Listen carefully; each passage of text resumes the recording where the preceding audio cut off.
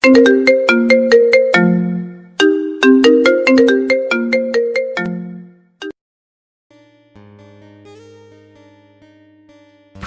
নতুন নতুন ভালোবাসার গল্প পেতে আমাদের চ্যানেলটি সাবস্ক্রাইব করে বেল বাটনে ক্লিক করুন। এসএসসি পরীক্ষার রেজাল্ট পাওয়ার পর বাবার সাথে গন্ডগোল করে বাড়ি থেকে বেরিয়ে আসি। কারণ ছিল বাবা আমাকে আর পড়াবে না, কারণ আমি পড়াশোনাতে ভালো ছিলাম না, আর ছোট বোন পড়াশোনাতে ভালো ছিল, তাই ওকে পড়াবে। এজন্য বাবা আমাকে কাজ করার জন্য বলেছিল, কিন্তু আমার ইচ্ছা ছিল পড়াশোনা শেষ করব। তাই সেদিন বাড়ি থেকে বেরিয়ে আসি, অনেক দূরে চলে আসি যাতে কেউ আমাকে খুঁজে না পায়। বাড়ি থেকে আসার সময় আমার প্রয়োজনীয় সব কাগজপত্র নিয়ে আসি যাতে আমার পড়াশোনা চালিয়ে যেতে পারি। আমি খুলনাতে এসে একটা দোকানে কথা বলি আমাকে কাজে নেওয়ার জন্য। প্রথমে না কাজ দিলেও পরে সব শোনার পর তারা আমাকে কাজ দেয়। সারাদিন কাজ করলে আমাকে খেতে দিত আর 50 টাকা দিত। টাকাটা আমি জমিয়ে রাখতাম আর রাতে দোকানেই থাকতাম। এভাবে 1 বছর চলে যায়। 1 বছরে আমার হাতে বেশ টাকা জমা হয়। 1 বছর গ্যাপ দিয়ে আমি কলেজে ভর্তি হই। ইন্টারমিডিয়েট 1 বছর ক্লাস না করে পরীক্ষা দিই। রেজাল্ট মোটামুটি। আমার ইচ্ছা ছিল আমি ভালো একটা রেজাল্ট করব। আর 2 বছর দোকানে কাজ করে অনেক টাকা জমিয়ে রেখেছি। তাই ভাবলাম একটা ম্যাথ নিয়ে থাকি, তাহলে পড়াশোনা করতে পারবো, ক্লাস করতে পারবো, আর টিউশনি করে নিজের খরচ চালিয়ে নেব। ছাত্র হিসেবে খুব খারাপ না, আশা ছিল টিউশনি পাবো। প্রথমেই টিউশনি পেলাম ম্যাথ মালিক পাভেল কাকার ছোট মেয়ে, ক্লাস 1-এ পড়তো। সকালে ক্লাস করতাম, তারপর এসে দোকানে কাজ করতাম, তারপর বিকেলে নিজে প্রাইভেট পড়ে তন্নিকে পড়াতে যেতাম। তন্নিকে পড়ানোর কারণে ম্যাথ মালিক আমার থেকে টাকা নিতেন না। 6 মাস এভাবে চলছিল।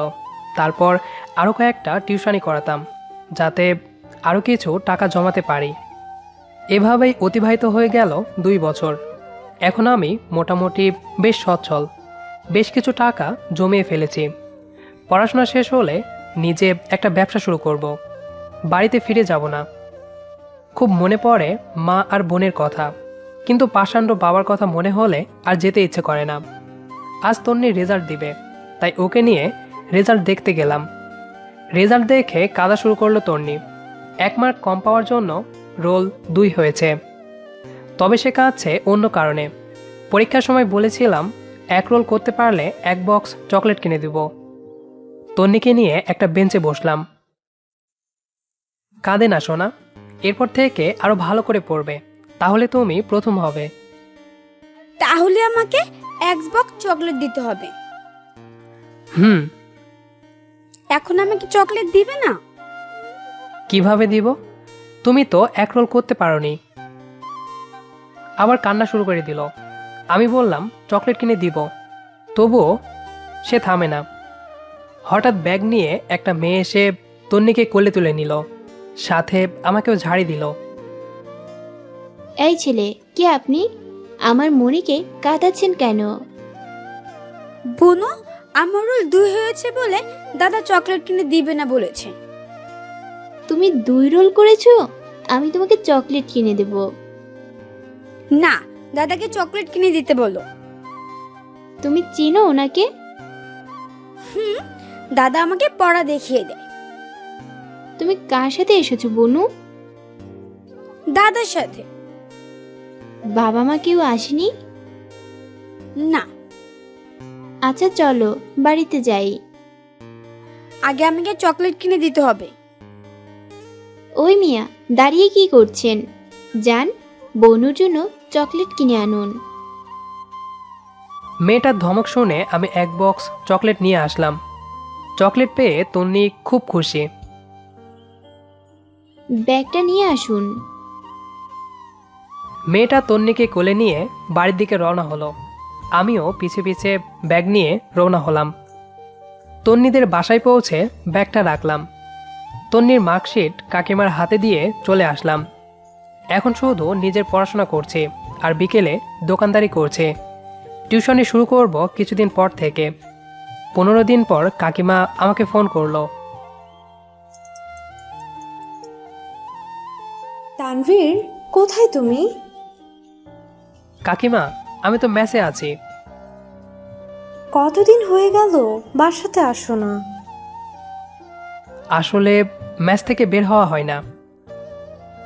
আজ বিকালে বাসাতে আসবে? আজ তন্নির জন্মদিন। আচ্ছা, আসবো। একটা শার্ট গায়ে দিয়ে বেরিয়ে পড়লাম বাজারে। দোকান থেকে একটা সুন্দর ড্রেস কিনলাম আর এক বক্স চকলেট কিনে নিয়ে মেসে ফিরে আসলাম। বিকালে রেডি হয়ে বেরিয়ে পড়লাম তন্নিদের বাসার উদ্দেশ্যে। বাসাতে ঢুকতেই কাকিমার সাথে দেখা। আপনার আসার সময় হলো? দেরি করে ফেললাম বুঝি? যাও, বাসাটা সাজানো শুরু করো। এত বড় বাসা আমি একা সাজাবো কিভাবে? তাহলে অরণিকে সাথে নাও। অর্নিকে?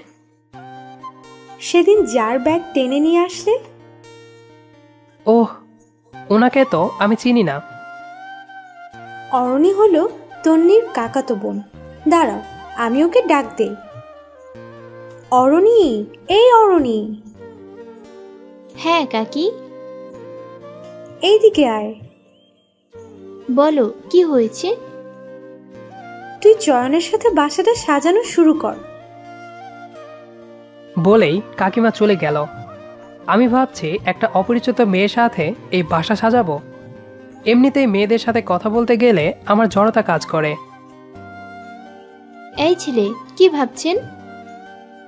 না, কিছু না। চলুন কাজ শুরু করি। আচ্ছা। অতঃপর দুজনে মিলে একসাথে বাসাটা সাজালাম। কথায় জানতে পারলাম মেয়েটা এসএসসি পরীক্ষা শেষ করে এখানে এসেছে। বাবা নেই। তন্নির বাবা ওদের খরচ বহন করে। ওদের ভেতর সম্পর্ক খুব ভালো।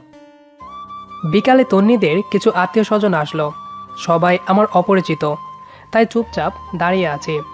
অপেক্ষা করেছিলাম কেক কাটা পর্যন্ত। কেক কাটা হলে চলে যাব। হঠাৎ পাশে এসে দাঁড়ালো অর্নি। কি মশাই, এমন চুপচাপ দাঁড়িয়ে আছেন কেন? কি করব, সবাই তো অপরিচিত। আমি আপনি মোটামুটি পরিচিত। পুরোপুরি পরিচিত হতে হলে কি করতে হবে? কিছুদিন একসাথে মেলামেশা করতে হবে। ওকে, আসুন, তন্নির কেক কাটা হবে। চলুন। সবাই উপস্থিত হলে তন্নি কেক কাটলো। আমি গিফট দিলাম তন্নির হাতে, সাথে একটু কেক খাইয়ে দিলাম। আমাকেও খাইয়ে দিন। আপনার তো আজ জন্মদিন না। তবুও দিতে হবে। ওকে, নিন, হা করুন। অর্নি হা করলে আমি ওর মুখে কেক মাখিয়ে দিয়ে চলে আসলাম। তারপর কাকিমার কাছে গেলাম। কাকিমা, আমি চলে যাচ্ছি। একটু পরে যাও, খাওয়া দাওয়া করে যেও। না কাকিমা, পরে গেলে মেসের গেট বন্ধ হয়ে যাবে। তোর কাকা মেসে ফোন করে দিবে। না কাকিমা, আজ থাক, একটু পড়াশোনা করতে হবে, সামনে পরীক্ষা। তাহলে দাঁড়াও, টিফিন করে দেই, রাতে খেয়ে নিও। আচ্ছা। কাকিমার আসার জন্য অপেক্ষা করছিলাম। পেছন থেকে কে যেন টোকা দিল। পেছনে ঘুরে দেখি অর্নি। ওই শয়তান ছেলে, মুখে কেক মেখে দিলেন কেন? সরি, আমি বুঝতে পারিনি আপনি রাগ করবেন। আমি একটু মজা করছিলাম। আমি কখন বললাম রাগ করেছি? না, বলেননি, কথা শুনে মনে হলো। খুব ভালো, কাল আসবেন আবার? না। আবার কবে আসবেন? সঠিক কোনো সময় নেই, আসতেও পারি, নাও আসতে পারি। ওহ, তানভীর, এই নাও। আচ্ছা কাকিমা, আসি তাহলে। কাকিমাকে বলে বাসা থেকে বেরিয়ে আসলাম। মেসে ফিরে একটু পড়তে বসলাম। পড়া শেষ করে খাওয়া দাওয়া করে নিলাম। নিজের বেডে শুয়ে ভাবছি অর্নি মেয়েটার কথা। একদিনেই কেমন মায়াতে পড়ে গেছি, খুব মিশুক স্বভাবের। এইসব ভাবতে ভাবতে ঘুমিয়ে পড়লাম। সকালে ঘুম থেকে উঠে মেসের সামনে ঘোরাঘুরি করছি। তন্নিকে ভেতরে আসতে দেখলাম। স্কুল ড্রেস পরে ব্যাগ ঘাড়ে করে আসছে। সোনামণি, তুমি এখানে? সাথে কেউ আসেনি? হ্যাঁ, দিদি এসেছে। তুমি চলো আমার সাথে। কোথায়? আমাকে স্কুলে দিয়ে আসবে। দিদি আছে তো তোমার সাথে। তাতে কি, তুমিও চলো। তুমি একটু দাঁড়াও, আমি আসছি। আচ্ছা। আমি রুমে এসে রেডি হলাম। তারপর তন্নিকে নিয়ে কলেজে গেলাম। তন্নি ওর ক্লাসে চলে গেল, আর অর্নি আমার সাথে দাঁড়িয়ে রইল। মহাশয় চলেন, আমরা একটু ঘুরে আসি। চলুন। আমরা দুজন সামনে হাঁটতে লাগলাম। আপনার বাড়ি কোথায়? আমার বাড়ি আছে, আবার নেই। মানে? আপনাকে বুঝতে হবে না। না, আমাকে বুঝিয়ে বলেন। ওকে। সবটা বললাম অর্নিকে। খুব কষ্ট করেছেন আপনি। সামনে অবশ্যই ভালো কিছু অপেক্ষা করছে আপনার জন্য। হয়তো। আচ্ছা, প্রেম টেম করেন? না, ওইসব নিয়ে ভাবার সময় নেই। সব সময় নিজের ক্যারিয়ার নিয়ে ভাবি। এত ভাবলে পাগল হয়ে যাবেন। হলে হব। আচ্ছা, নাম্বার পেতে পারি? কিন্তু কেন নাম্বার নেবেন সেটা বলতে হবে। বন্ধু হিসেবে। ওকে। অতপর নাম্বার আদান প্রদান করে আবার তন্নির স্কুলে চলে আসলাম। তন্নিকে নিয়ে ফিরে আসলাম। এরপর থেকে আমার আর অর্নির কথা বলা শুরু হয়। মাঝে মাঝেই অর্নি আসতো তন্নিদের বাসায়। আমরা দুজন তখন দেখা করতাম। এর মাঝে পরীক্ষা শেষ করে আমি অনার্স ভর্তি হলাম। ইন্টারমিডিয়েট রেজাল্ট যা চেয়েছিলাম তার থেকে ভালো হয়েছিল। অনার্স প্রথম বর্ষ শেষ করে দ্বিতীয় বর্ষে উঠলাম। তার কয়েক মাস পর অর্নি যখন এইচএসসি পরীক্ষা শেষ করে তন্নিদের বাসায় আসলো, তখন আমরা আবার পার্কে মিট করলাম। পরীক্ষা কেমন হলো আপনার? হয়েছে মোটামুটি। মোটামুটি কেন? আমি কি তোমার মতো ভালো নাকি? আমি বুঝি ভালো ছিলাম? চেষ্টা করেছি তাই ভালো হয়েছে। আমিও চেষ্টা করেছি। ভাবছি তোমার সাথে আর কখনো কথা বলবো না। কেন, কি হয়েছে? এত কথা বললে তোমার প্রেমে পড়ে যাব। পড়লে পড়বে, তাতে কি সমস্যা? তুমি তো ছোট, আমাকে ধরে রাখতে পারবে না। আগে পড়ো, তারপর দেখবা পারি কি না। এখন পড়বো? হুম।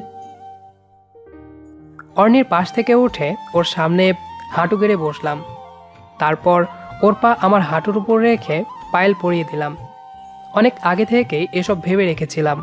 আজ এজন্যই অর্নির সাথে পার্কে মিট করলাম। আমার রানী হবে? হুম। আমাকে বুকে জড়িয়ে ধরলো। সাথে শুরু হলো কান্না। অর্নি পার্কের ভিতর কান্না করে না। আমার সাথে থাকবি সারা জীবন? তুমি যদি চাও। আমি কখনো হারাতে চাই না তোমাকে। কথা দিলাম, কখনো হারাতে দিব না পাগলি। আমার পাগল। পাগলের পাগলি।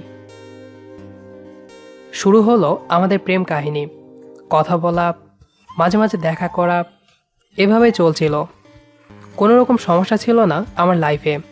শুধু একটা অভাব ছিল, সেইটা আমার পরিবার। আমার এক বন্ধুর মাধ্যমে মাঝে মাঝে মাকে ভিডিও কলে দেখতাম, তাও মায়ের অজান্তেই। দেখতে দেখতে কয়েক বছর পার করে ফেলেছি। এখন আমি মোটামুটি একটা চাকরি করি, বেতন বেশ ভালো। যা ইনকাম করি তা দিয়ে আমার জমিদারের মতো চলে।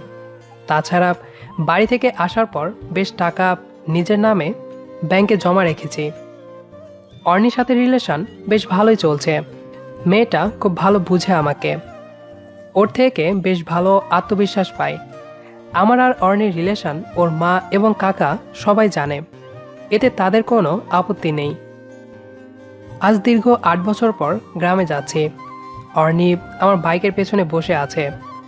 বসের বিয়ে উপলক্ষে যাচ্ছি, যদিও বিয়ে হচ্ছে একটা কমিউনিটি সেন্টারে, যা আমাদের গ্রাম থেকে দূরে। আর অর্নি আমার সাথে যাচ্ছে আমাকে হারিয়ে ফেলার ভয়ে, যদি আমি আর গ্রাম থেকে ওর কাছে ফিরে না যাই। সেজন্য বাইকে করে তাকে নিয়ে বিয়েতে আসা।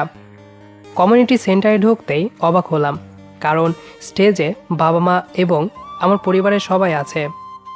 তাহলে কোনে কি আমার বোন? এসব ভেবেই আমি একটু আড়ালে লুকিয়ে সব দেখছিলাম, কিন্তু অর্নির কারণে পারলাম না।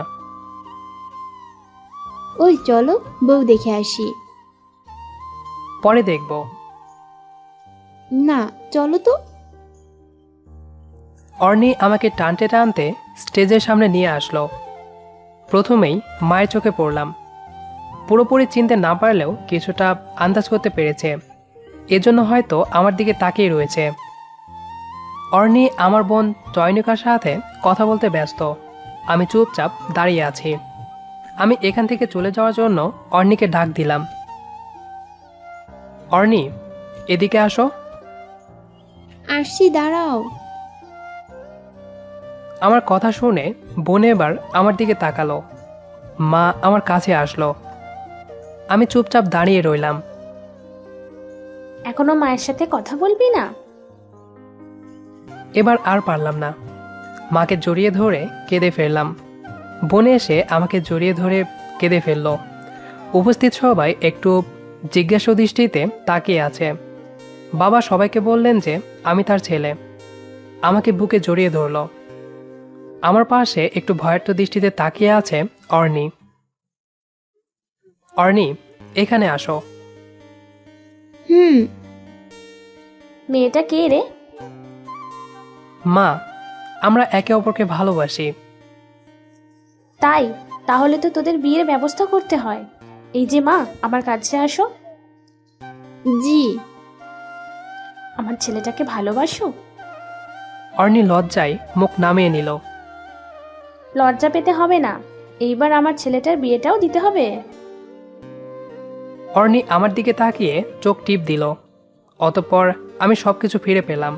আমার পরিবার, ভালোবাসা, ক্যারিয়ার, এখন সবকিছু আমার আছে, যেমন আমি চেয়েছিলাম। শুধু অপেক্ষা একটা সুখের সংসার গড়ে তোলার, যেখানে কোনো কিছুর অভাব থাকবে না। গল্পটি আপনাদের কাছে কেমন লেগেছে সেটি অবশ্যই কমেন্ট করে জানাবেন। আর নিয়মিত এরকম ভালোবাসার গল্প পেতে আমাদের চ্যানেলটি সাবস্ক্রাইব করে আমাদের সাথেই থাকবেন। আর হ্যাঁ, ভিডিওটি যদি ভালো লেগে থাকে তাহলে অবশ্যই একটি লাইক দিবেন, আর যদি পারেন তো বন্ধুদের সাথে শেয়ার করে দিয়েন। ধন্যবাদ সবাইকে।